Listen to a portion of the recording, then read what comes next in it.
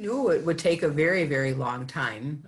We knew that the process was going to be slow going and that it wouldn't be perfect, but that it would in the end help us have a river that was much safer and much cleaner. So we were happy to have the project get started, and then much happier now to have it getting finished. The chemical is what we call PCBs, which are polychlorinated biphenyls.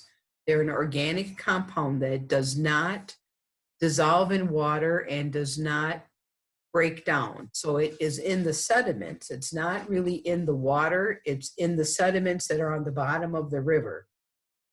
And because so many fish eat sediments and eat the plankton and eat the algae, those things absorb the PCBs and get into the fish. And then if people eat the fish, it gets into the people. And the PCBs are collected in fat of fish and then collected in fat of people when people eat the fish. And they've been connected to birth defects, and they've been connected to just a large series of health issues with people. And they were known to be dangerous and dangerous chemicals way back in the 1950s and even before then. But yet they were still just allowed to be put into the water and then collected in the sediments. Or the PCBs were released in a couple of different ways. They were released from a wastewater treatment plants because they were not part of what got cleaned out of the water. So if the PCBs were used in an industrial process, such as recycling paper, which is mainly how the PCBs got to the Fox River, is they were part of the non-carbon paper. And if you know about carbonless copy paper, the PCBs are part of that, where you press on paper and it writes, but you don't need carbon paper. And when you recycled the papers, the PCBs just went right through the treatment plants and right into the water and then into the sediments. So that's one area where they came from. They also came from what would have been the transmission components for electricity. That when you transmit electricity, it has to go through things. And so they used PCBs to get the electricity to travel through. And when they recycled those transformers, the PCBs got released because they just don't break down. So good environmental issues caused the PCBs to become part of our river and become another problem. There's two things that were done to the PCBs. They were dredged out of the river using a hydraulic dredge that limited the resuspension of the PCBs, because you don't want to just go in there and scoop out all the dirt and have it just fall over and get back in the river. So they used a suction tube that was a pretty high qualified, pretty high class suction tube that sucked the PCBs out of the river, ran them through a treatment plant, separated the water from the sediments, tested the sediments, and separated the very, very concentrated PCB sediments from the least concentrated sediments, and they were disposed of properly. And so then the river itself now becomes clean because the sediments that had the PCBs are out of the river.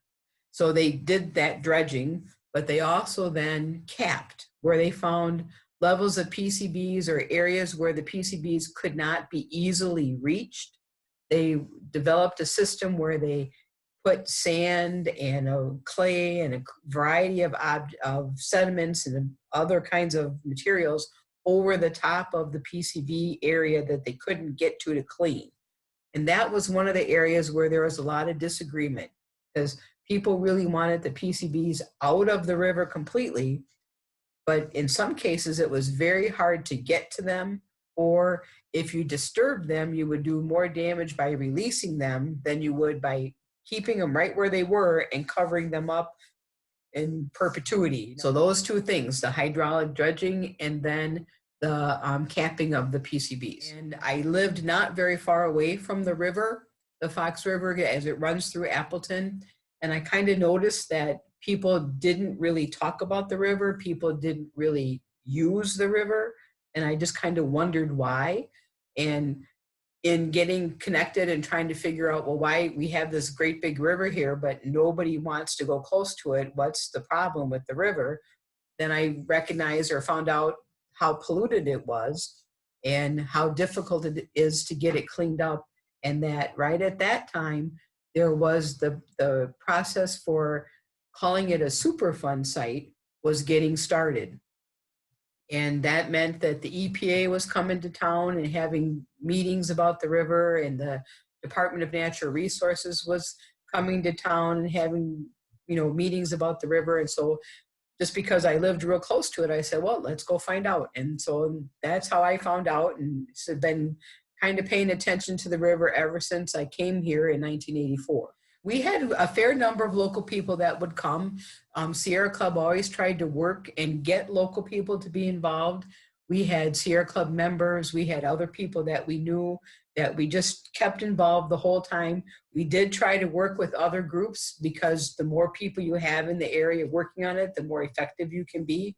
And we made every effort to try to make it as best of a cleanup as we possibly could get. The biggest obstacle we had was agreeing upon the best level of cleanup that we knew could happen and that would protect the people's health.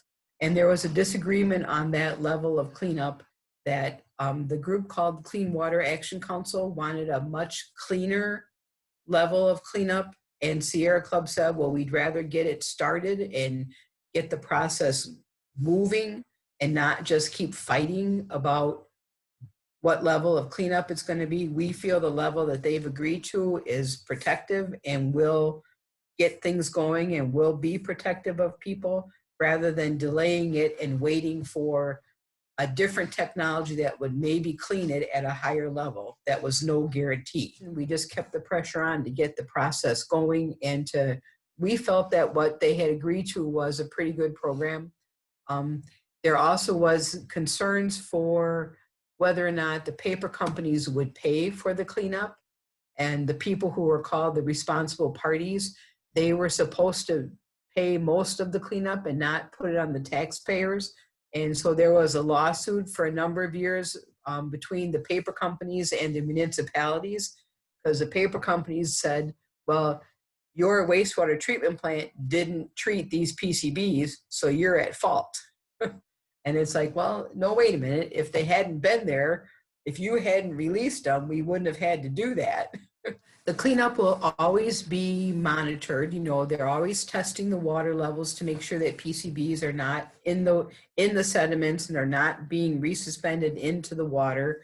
So they're always testing that and monitoring that. They will have to always monitor where the caps are and make sure that the caps aren't moving, and that those PCBs are not released, so that they are sequestered and safely covered and taken care of. So there will be ongoing monitoring by the EPA and by the DNR. People are working hard to make sure it stays clean and that people can eat the fish out of the river. As the river has cleaned up and the PCBs have been taken out, there's many more areas that you can fish, and the fish are safer to eat than they were 25 years ago. Well, people forget, sometimes it gets a little frustrating, because I hear people who say, well, Sierra Club doesn't do anything. They haven't done anything. They're not active enough. They're not doing these things. And when you think about it, the Sierra Club, we helped to get the Clean Water Act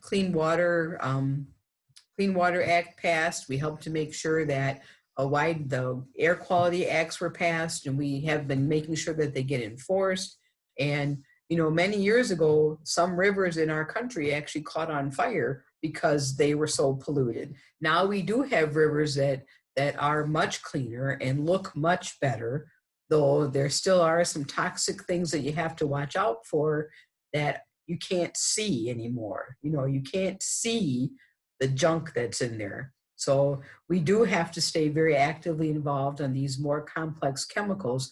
But overall, the rivers are much cleaner, and our waterways and our lakes are much better than they were, and people are paying very good attention to them, which is wonderful. We have to pay attention to what it is that we use and buy, And if we're going to buy a new computer, well, then make sure that you recycle the computer that you were using before. Make sure that you dispose of the batteries for your computers and your cell phones in the proper fashion.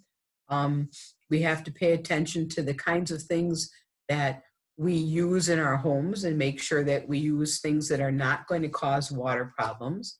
And the other big thing is we pay attention to who we invest our money in. If we're working to create personal wealth through the stock market or through our retirement accounts and our investments, well, we shouldn't necessarily be investing in somebody that does a lot of pollution. So we have some changes that are coming around because people do pay attention, and it's very important to do that. Contacting your state congressman, your federal congressman and your federal senators, as well as, getting to know who your local state representative is. And that person you should be able to approach and talk to and let them know that you care about the environment. You want to change climate change so that it's not changing so quickly and so that we can protect our world for the future. There's a lot that we can do, and we need to stay right on top of it. We can't really just sit back and wait for somebody else to do it.